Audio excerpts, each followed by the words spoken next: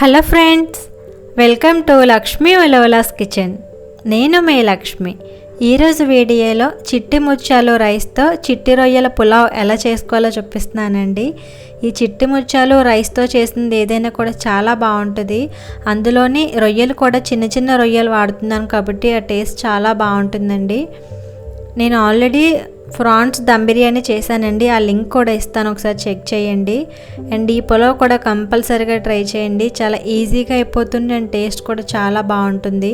Bachelors ఇంకా కొత్తగా పెళ్ళైన వాళ్ళు కూడా ఈజీగా చేసేసుకోవచ్చు. సో ఎమ్మి పులావ్ ఎలా చేసుకోవాలో చూపిస్తున్నాను, చూసేయండి. స్టార్ట్ చేద్దాం. ముందుగా స్టవ్ ఆన్ చేసుకుని ప్యాన్ పెట్టి నేను ఇక్కడ 1 కిలో రొయ్యలు తీసుకున్నానండి. అవి శుభ్రం చేయగా 1/2 కిలో అవుతాయి. చాలా చిన్న రొయ్యలు తీసుకుంటే బాగుంటుందండి. ఈ రొయ్యల్ని ఈ ప్యాన్లో వేసుకోవాలి.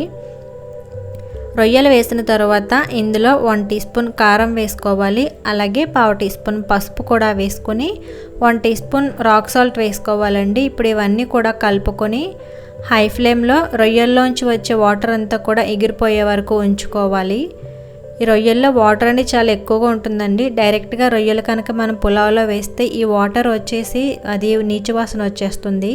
ఈ వాటర్ ఇంకిపోయేలోగా మనం వేరే మిక్సీ జార్ తీసుకుని ఇందులో 1 టేబుల్ స్పూన్ ధనియాలు, 1 టేబుల్ స్పూన్ ఎండు కొబ్బరి ముక్కలు, అలాగే 1 ఇంచ్ అల్లం ముక్కలు, ఒక వెల్లుల్లిపాయ వేసుకోవాలి. ఇవన్నీ వేసిన తర్వాత 1 టీ స్పూన్ గసగసాలు కూడా వేసుకోవాలండి. దీనికి ఇదే టేస్ట్ ఇస్తుంది. ఎండు కొబ్బరి ఇంకా గసగసాలు అనేవి అస్సలు స్కిప్ చేయకూడదు.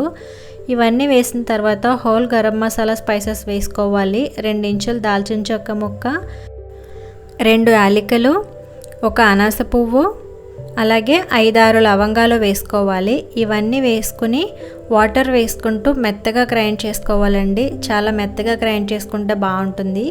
ఈ విధంగా గ్రైండ్ చేసుకున్న పేస్ట్ని పక్కన ఉంచండి. ఇప్పుడు నేను ఇక్కడ చిట్టి ముత్యాలు రైస్ యూస్ చేస్తున్నాను చెప్పాను కదా, ఆ రైస్ని ముందుగానే కడిగి నానబెట్టి ఉంచుకోవాలండి. ఈ రైస్తో ఏం చేసుకున్నా కూడా చాలా బాగుంటుంది. ఇవి మినీ బాస్మతి రైస్ అని కూడా అంటారు. ఈలోగా రొయ్యల్లో ఉన్న వాటర్ అనేది కొంచెం కొంచెంగా ఇంకిపోతూ ఉంది కదా, చూడండి.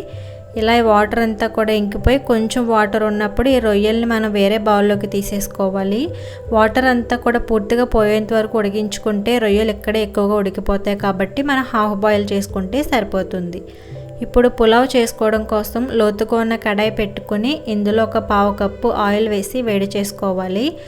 ఆయిల్ వేడిన తర్వాత 1 ఇంచ్ దాల్చిన చెక్క, 2 జాజి పువ్వులు, 4 మరాఠీ మొగ్గలు, 1 అనాస పువ్వు, 2 యాలకులు, 1/2 టీ స్పూన్ మిరియాలు, ఇవన్నీ వేసుకొని ఒకసారి బాగా కలుపుకోవాలండి. మనం ఇవన్నీ ముందుగా పేస్ట్ చేసుకున్నాం కాబట్టి జస్ట్ ఫ్లేవర్ కోసం వేసుకుంటే సరిపోతుంది. ఇవి వేగిన తర్వాత 1 ఆనియన్ని సన్నగా పొడవుగా కట్ చేసి వేసుకోవాలి. అలాగే కారానికి తగినట్టు పచ్చిమిర్చి కూడా వేసుకొని ఒకసారి కలుపుకుంటూ వేయించుకోవాలండి. పచ్చిమిర్చి అయితే నేను ఒక 5 తీసుకున్నాను. మీకు కారం ఎక్కువ కావాలంటే ఇంకొంచెం వేసుకోవచ్చు. అలాగే 2 టీ స్పూన్ల ఉప్పు వేసుకొని బాగా వేయించుకోవాలండి. మీకు పులావ్కి సరిపడగా సాల్ట్ అంతా కూడా ఇక్కడే వేసేసుకోవచ్చు.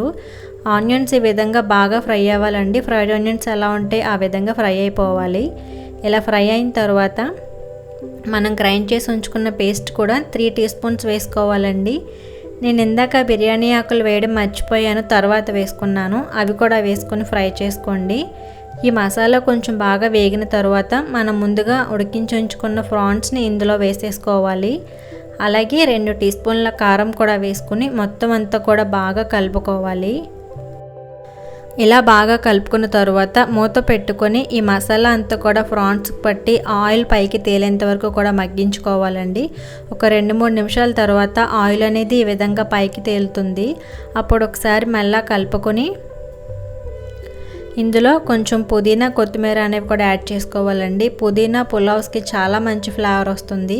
మీకు ఇష్టం లేకపోతే స్కిప్ చేయొచ్చు, కానీ కంపల్సరీగా వేసుకోండి, చాలా బాగుంటుంది టేస్ట్. అలాగే కొంచెం కొత్తిమీర కూడా వేసుకొని ఒకసారి అన్నీ కలుపుకొని ఇప్పుడు ముందుగా మనం సోక్ చేసి ఉంచుకున్న రైస్ని ఇందులో వేసేసుకోవాలి. ఇలా వేసుకున్న తర్వాత ఈ రైస్ ఇంకా ప్రాన్స్ మసాలా అన్నీ కూడా బాగా కలిసేంత వరకు కలుపుకోవాలండి. మనం రైస్ని కలుపుకునేటప్పుడు మీడియం ఫ్లేమ్లో ఉంచుకోవాలి. ఇలా మొత్తం కలుపుకొని ఒక 5 మినిట్స్ పాటు రైస్ని వేయించుకోవాలి. ఇలా రైస్ వేపుకోవడం వల్ల పులావ్ ఉడికిన తర్వాత ముద్దగా అయిపోకుండా పొడి పొడిగా ఉంటుందండి రైస్ అనేది. అందుకోసం వేయిస్తూ ఉంటాను. సో ఇలా వేగిన తర్వాత ఇందులో వాటర్ వేసుకోవాలి. నేను ఇక్కడ 2 కప్స్ రైస్ తీసుకున్నానండి. 2 కప్స్ రైస్కి 4 కప్స్ వాటర్ వేసుకున్నాను. ఇలా వాటర్ వేసుకున్న తర్వాత మొత్తం అంతా కూడా ఒకసారి కలిపేసుకొని మీకు సాల్ట్ ఇంకా కారం పడుతుందేమో ఒకసారి చెక్ చేసుకోండి. కావాలంటే ఇప్పుడే యాడ్ చేసుకొని మూత పెట్టేసుకోండి. హై ఫ్లేమ్లో ఉంచుకొని ఇలా ఉడుకు పడుతున్నప్పుడు మూత తీసి ఒకసారి మొత్తం కూడా కలుపుకోవాలి. ఇలా కలుపుకొని మీడియం ఫ్లేమ్లో ఉంచుకొని మూత పెట్టి 5 మినిట్స్ పాటు ఉడికించుకోవాలండి. మధ్య మధ్యలో కలుపుకుంటూ ఉడికించుకోవాలి, లేదంటే అడుగు పట్టేస్తూ ఉంటుంది. ఇక్కడ నేను వాడిన ప్యాన్కి అయితే అడుగు పట్టడం అలాంటిది ఏమీ లేదండి. ఇలా మధ్య మధ్యలో కలుపుకుంటూ ఉడికించుకుంటే సరిపోతుంది. చూసారా కొంచెం కుక్ అయింది కదా, మళ్ళీ మూత పెట్టి ఇంకొక 2 మినిట్స్ పాటు ఉడికించుకున్నాను. ఇంకొక 2 మినిట్స్ తర్వాత ఈ రైస్ అనేది బాగా ఉడికిపోయిందండి. మనకి వేడి మీద ఇది కొంచెం ముద్దగా ఉంటుంది, చల్లారిన తర్వాత పొడి పొడిగా వచ్చేస్తుంది. సో మనం చేతితో పట్టుకుంటే రైస్ అనేది ఉడికిపోతుంది కానీ తెలుస్తుంది కదా. ఇలా తెలిసినప్పుడు స్టవ్ ఆఫ్ చేసేసుకోవాలి. అంతేనండి, చిట్టి ముత్యాలు రైస్తో చిట్టి రొయ్యల పులావ్ అనేది రెడీ అయిపోయింది. దీన్ని చల్లారిన తర్వాత ఒక ప్లేట్లోని రైస్ అనేది బ్రేక్ అవ్వకుండా సర్వ్ చేసుకోండి. చాలా ఎమ్మీగా ఉంటుంది. ఈ పులావ్ మీకు కూడా నచ్చింది అనుకుంటున్నాను. నచ్చినట్లయితే ఖచ్చితంగా లైక్ చేసి మీ ఫ్రెండ్స్కి రిలేటివ్స్కి కూడా షేర్ చేయండి. ఫస్ట్ టైం చూస్తున్న వారైతే తప్పకుండా సబ్స్క్రైబ్ చేసి నాకు సపోర్ట్ చేయండి.